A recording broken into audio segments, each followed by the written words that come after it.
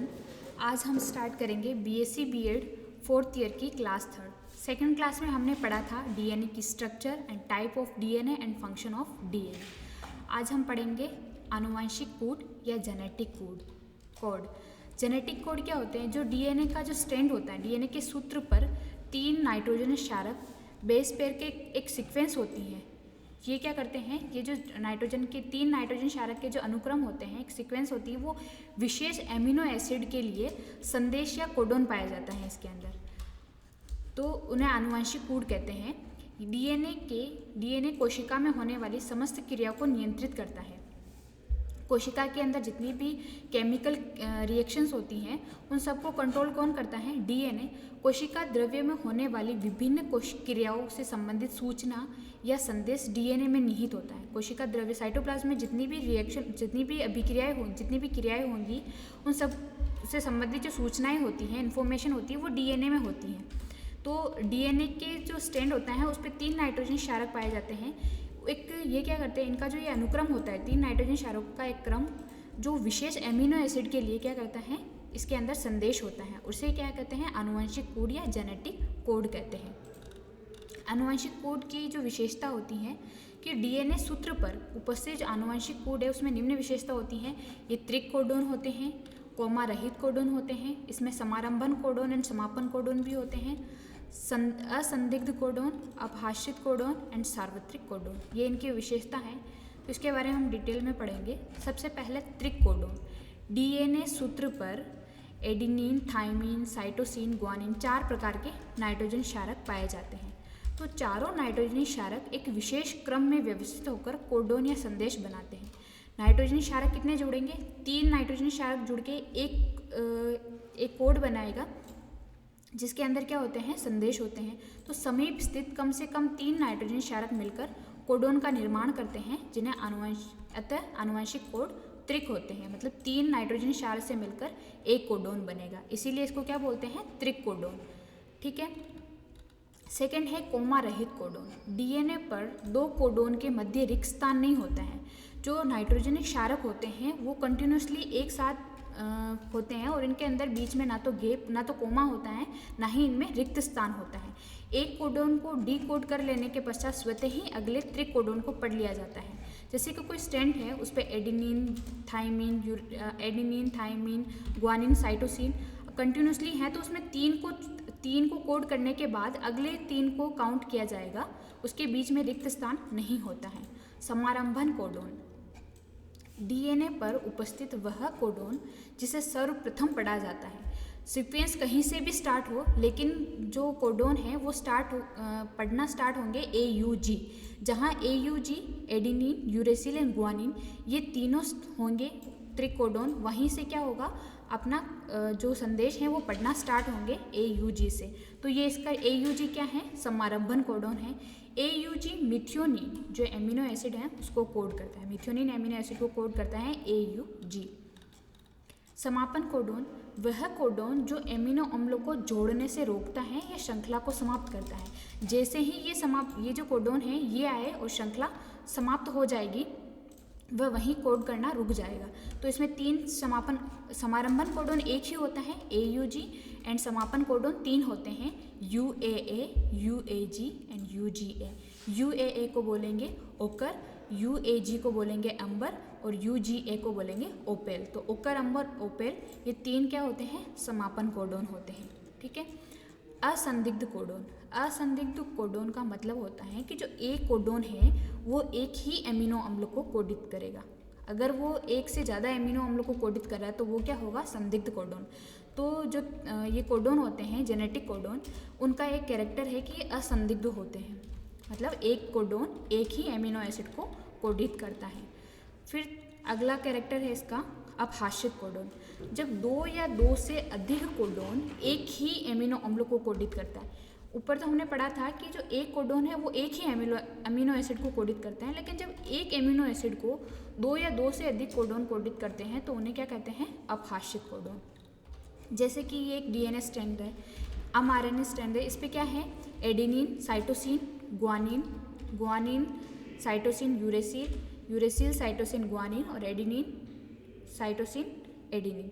तो इसमें जो ACG और ACA ये क्या है, 2 कोडोन है और ये दोनों कोडोन केवल एक ही एमिनो एसिड को करते हैं, थ्रियोनिन को। जो थ्रियोनिन एमिनो एसिड है, 2 कोडोन मिलकर एक ही एमिनो एसिड को क्या करते हैं, कोड करते हैं। तो ये क्या है, अपहाशित। इसके 2 एक्सेप्शन हैं, एक है ट्रिप्टोफैन एंड मिथ्योनिन।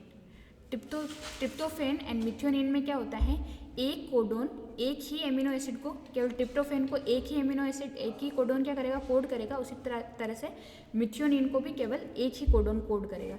लेकिन बाकी सब में 2 या 2 से अधिक कोडोन क्या करते हैं, एक ही एमिनो एसिड को कोड करते हैं। इसे बोलते हैं अपहाशित कोडोन। एक होता है सार्वत्रिक कोडोन। बैक्टीरिया से लेकर ह्यूमन बीइंग तक सब में जेनेटिक कोड समान होते हैं। तो इन्हें क्या कहते हैं, ये कोडोन क्या होते हैं, सार्वत्रिक होते हैं।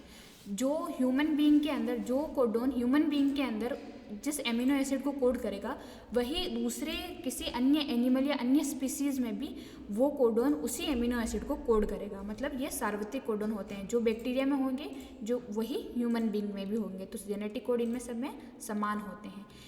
कोडोन में एमिनो अम्ल के लिए संदेश सभी जीवों में समान होते हैं।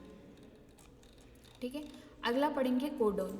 कोडोन क्या होते हैं, mRNA पर नाइट्रोजनिक क्षारक के अनुक्रम में एमिनो एसिड को कोडित करने का संदेश कोडोन कहलाता है। जो नाइट्रोजनिक क्षारक होते हैं उनके एक सीक्वेंस होती है, उन सीक्वेंस में एमिनो एसिड को कोडित करने के लिए कि ये कौन सा एमिनो एसिड है, उस एमिनो एसिड को कोडित करने के लिए संदेश जो होता है उसको क्या बोलते हैं, कोडोन कहते हैं। RNA पर 4 प्रकार के नाइट्रोजनिक क्षारक पाए जाते हैं, adenine, guanine, cytosine and uracil. RNA में हमें पता है कि थाइमिन रिप्लेस्ड हो जाता है यूरेसिल से। तो RNA पर कुल 4 प्रकार के नाइट्रोजनिक क्षारक पाए जाते हैं, adenine, guanine, thymine, adenine, guanine, cytosine and uracil. ठीक है, कोशिका द्रव्य में 20 प्रकार के एमिनो एसिड पाए जाते हैं। तो अगर एक एक कोडोन होगा तो केवल 4 ही कोडोन बनेंगे। इस पर कोशिका द्रव्य में टोटल 20 प्रकार के एमिनो एसिड होते हैं। तो कोडोन एक अक्षर वाला होने पर कुल 4 कोडोन ही बनते हैं। अतः ये एक अक्षर वाला कोडोन संभव नहीं है। कोडोन द्विक होने पर कितने कोडोन बनते, 16 प्रकार के कोडोन बनते। जबकि एमिनो एसिड कितने होते हैं कोशिका द्रव्य में 20 प्रकार के एमिनो एसिड होते हैं। तो 16 प्रकार के कोडोन अगर 4 द्विक होंगे, अगर 2 नाइट्रोजनी क्षारक से अगर कोडोन बनेगा तो टोटल 16 प्रकार के ही कोडोन बनेंगे। अतः द्विक कोडोन भी संभव नहीं है। फिर कोडोन अगर चतुर्थक होते, मतलब एक कोडोन में 4 नाइट्रोजनी क्षारक होंगे, तो कुल कोडोन कितने बनेंगे, 256 होते हैं, जो बहुत अधिक हैं। क्योंकि न्यूक्लिक एसिड तो कितने होते हैं, 20 एमिनो एसिड ही होते हैं। तो ये भी बहुत अधिक हो जाएगा। कोडोन त्रिक होने पर 64 कोडोन बनते हैं। अतः ये आनुवंशिक कोडोन त्रिक होते हैं। अगर एक ही एमिनो एसिड से बनता, एक ही न्यूक्लिक एसिड से बनता तो 4 ही कोडोन बनते। और अगर 2 न्यूक्लिक एसिड से बनता तो उससे कितने होते हैं, 16 प्रकार के कोडोन बनते। और 4 होते हैं तो 256 कोडोन बनते। अतः ये बहुत अधिक होते हैं। इसीलिए कोडोन जो होते हैं वो त्रिक होते हैं।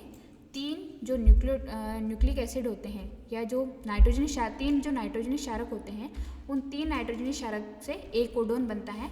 अतः इससे कितने बनेंगे, 64 कोडोन बनेंगे। इसलिए हम कहते हैं कि जो आनुवंशिक कोडोन जेनेटिक कोडोन होते हैं वो त्रिक होते हैं। एमिनो एसिड, कौन कौन से एमिनो एसिड होते हैं कोशिका द्रव्य में, 20 एमिनो एसिड होते हैं। इनको किससे डिनोट करेंगे, इसके जो संकेतांक हैं, एलेनिन को बोलेंगे ALA, आर्जिनिन ARG, एस्परजीन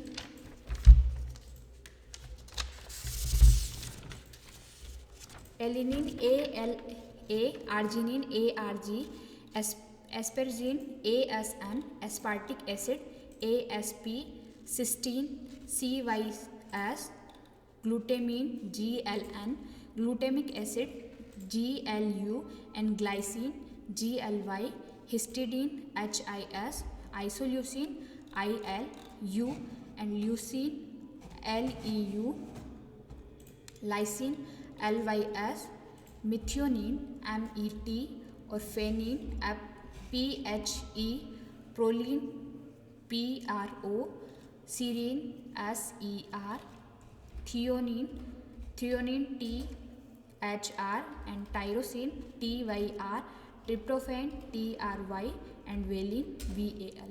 तो ये टोटल जो साइटोप्लाज्म होता है उसमें 20 प्रकार के एमिनो एसिड होते हैं। अब कौन कौन से एमिनो एसिड को कौन कौन से कोडोन होंगे वो देखेंगे।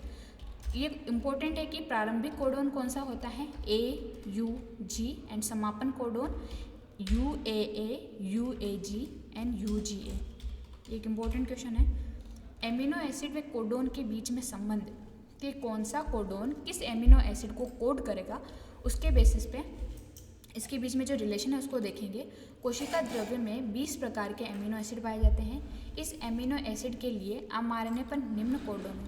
सबसे पहले हम टेबल बनाएंगे तो सबसे पहले इसमें uracil, cytosine, adenine and guanine. इधर भी uracil, cytosine, adenine and guanine. Uracil हर एक जो क्यू है उसके अंदर uracil, cytosine, adenine and guanine. U और यू से क्या बनेगा यू जो किसके करेगा, जो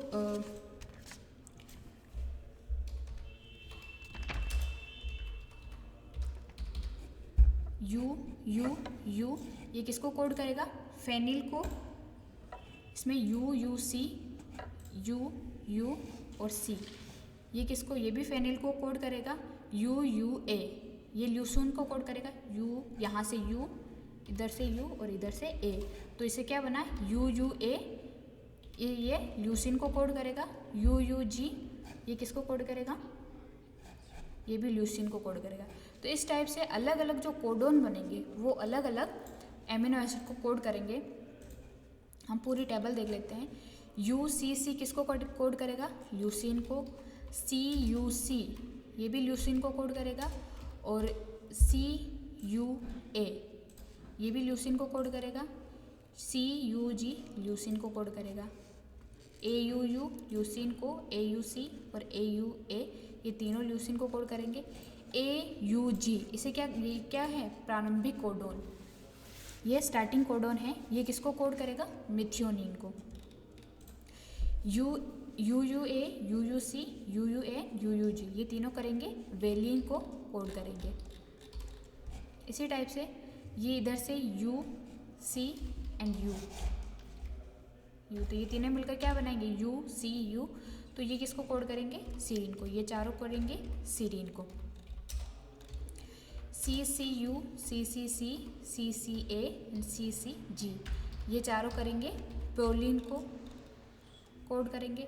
ये जो कोडोन है ACU, ACC, ACA and ACG ये चारों कोड करेंगे थ्रियोनिन को।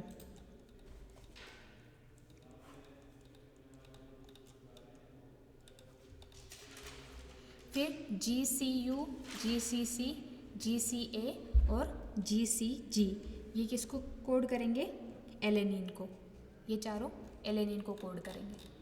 इसी टाइप से ये UA और इधर से UAU, UAC, UAC बना। UA एंड इधर से A तो UAA बना। UA और G तो ये क्या बना UAG। इन चारों में से ये दोनों तो टायरोसिन को कोड करेंगे और ये दोनों स्टॉप कोडोन है। इधर से ये दोनों और ये तीनों क्या है, स्टॉप कोडोन है। यहाँ ये कोडोन आते ही जो श्रृंखला है वो समाप्त हो जाएगी। यहाँ से एमिनो एसिड को कोड करना बंद कर देंगे। ठीक है, अगली जो है CAU और CAC ये दोनों किसको कोड करेंगे, हिस्टिड। ये हिस्टिडीन को कोड करेंगे। ठीक है, CAA, CAG ये ग्लूटामिन को कोड करेंगे। AAU, AAC ये एस्परजिन को कोड करेंगे। और AAA और AAG ये किधर से आए, ये A इधर से A और इधर से U, तो ये कोड करेंगे एस्परजिन को और ये किसको करेंगे, लाइसिन को। इसी टाइप से ये दोनों करेंगे एस्पार्टिक एसिड को और ये ग्लूटामिक एसिड को।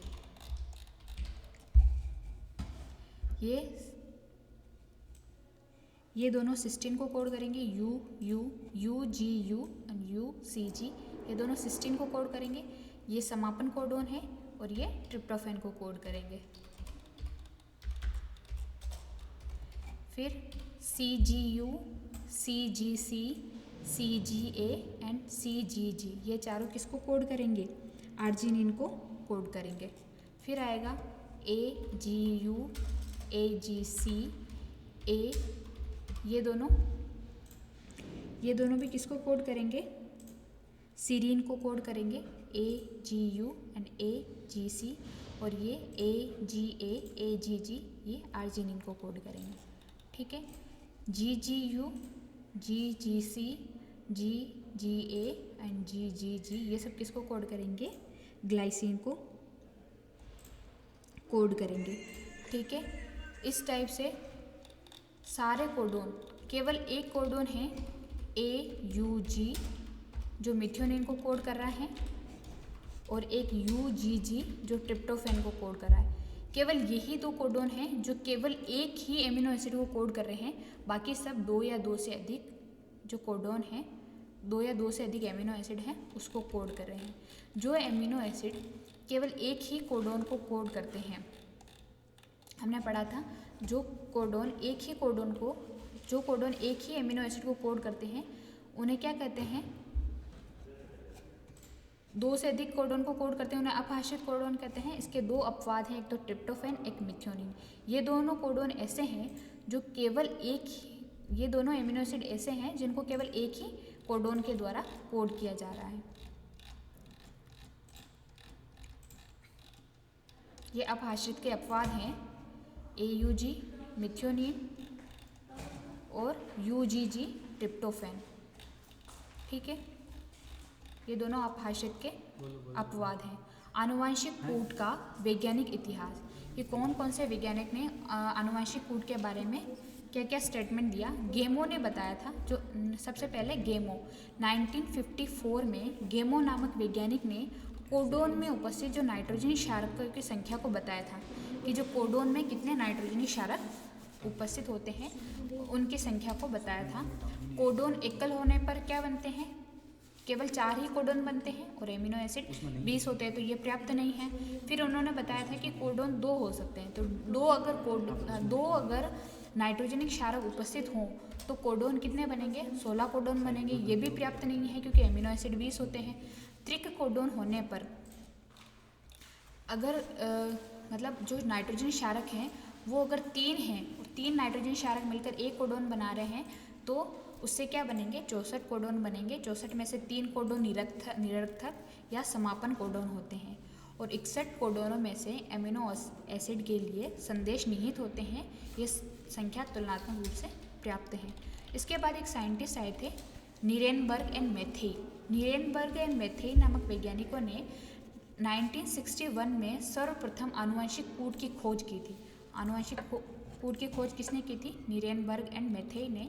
इन्होंने mRNA श्रृंखला पर कोडोन व एमिनो एसिड के मध्य संबंध बताया था कि जो mRNA की श्रृंखला है उस पर पाए जाने वाले जो कोडोन हैं, त्रिक कोडोन मतलब 3 नाइट्रोजनी क्षारक से बने जो कोडोन हैं और एमिनो एसिड के बीच में क्या संबंध है, उस संबंध को बताया था नीरेनबर्ग एंड मैथेई ने।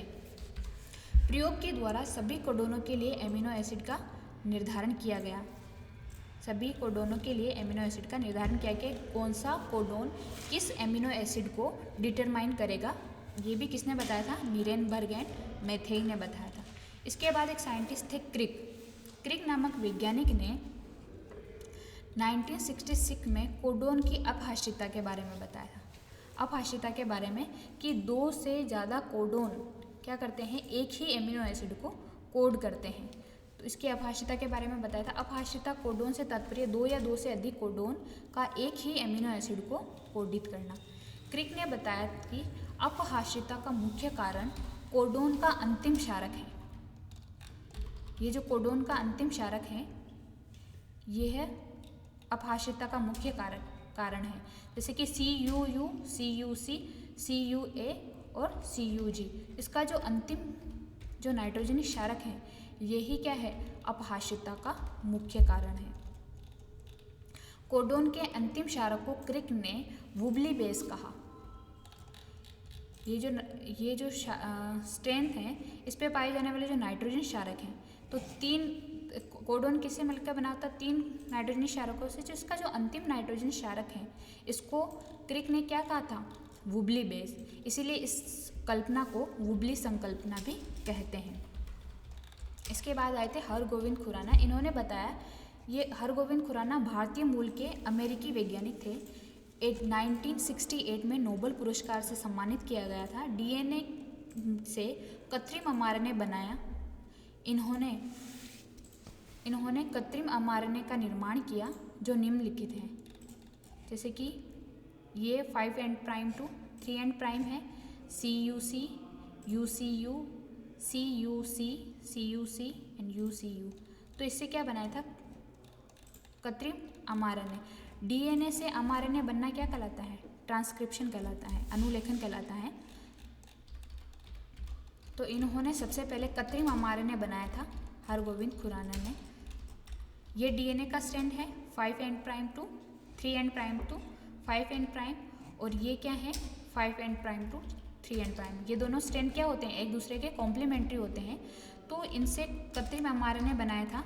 तो जिससे बनेगा डीएनए का वह सूत्र जो सक्रिय होकर mRNA का निर्माण करेगा, उसको तो बोलेंगे टेम्पलेट सूत्र। जैसे कि इस जो डीएनए का स्ट्रैंड है, इससे mRNA बन रहा है, तो इसको क्या बोलेंगे, टेम्पलेट रज्जु या टेम्पलेट सूत्र। और जो जिससे नहीं बन रहा है, उसको क्या बोलेंगे, शांत रज्जु। टेम्पलेट रज्जु डीएनए का वह सूत्र जो सक्रिय होकर mRNA का निर्माण करते हैं, उस सूत्र को टेम्पलेट रज्जु या सूत्र कहते हैं। और कूट लेखन रज्जु वह सूत्र जिसका निर्माण होता है, उसे कूट लेखन रज्जु कहते हैं। ये दोनों डीएनए स्ट्रैंड हैं जो एक दूसरे के कॉम्प्लीमेंट्री हैं। और जिससे बन रहा है वो तो है टेम्पलेट सूत्र, और जो बना mRNA सूत्र उसको क्या बोलेंगे, कूट लेखन रज्जु। और जिसका कोई वर्क नहीं है, जो mRNA नहीं बनाता है, वो है शांत रज्जु। तो टेम्पलेट रज्जु डीएनए का वह सूत्र जो सक्रिय होकर mRNA का निर्माण करते हैं, उस सूत्र को टेम्पलेट रज्जु कहते हैं।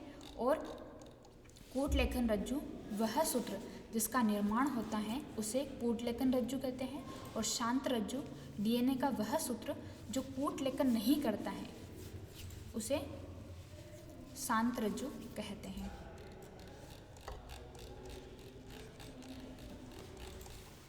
तो आनुवंशिक कूट को समझाने में मुख्य 3 वैज्ञानिकों ने योगदान दिया था। गेमो ने जो कोडोन में पाए जाने वाले जो नाइट्रोजन क्षारक हैं, उनकी संख्या को समझाया था।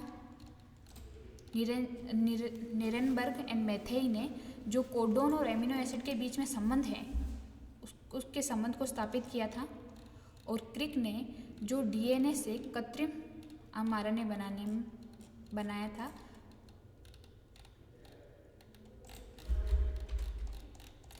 क्रिक ने इसके वुबली बेस के बारे में बताया था कि जो अपहाशिता पाई जाती है, वो अपहाशिता जो इसका जो अंतिम नाइट्रोजन क्षारक है, त्रिकोडोन का जो अंतिम नाइट्रोजन क्षारक है, उस पर डिपेंड करता है।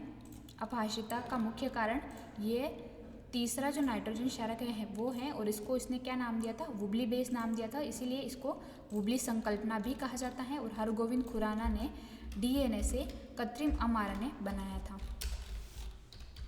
जिसमें 3 स्ट्रैंड होते हैं।